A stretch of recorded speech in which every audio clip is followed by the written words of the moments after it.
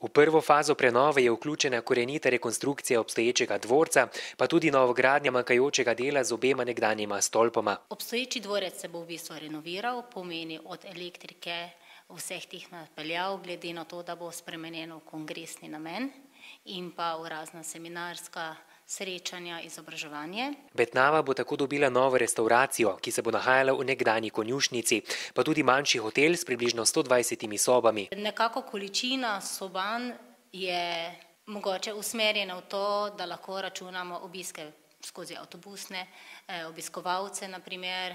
Avtobus 2 pomeni, da bo dovolj ležišč. Prenovljeni dvorec bo namenjen predvsem promociji kulturne dediščine. Dvorec ima pravzaprav večnamenski pojem o samem sebi. Na eni strani kulturno, zgodovinsko, umetniško vrednost, ki jo bomo seveda poskušali prikazati, prezentirati ne samo obiskovalcem, ampak tudi prebivalcem tega območja in širše Slovenije.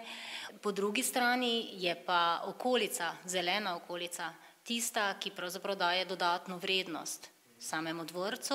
Tako bodo v sklopu druge faze uredili še historični in spominski park ter uredili podzemno garažo. Druga faza naj bi se pričela po koncu prve, končana pa naj bi bila najkasneje do leta 2012.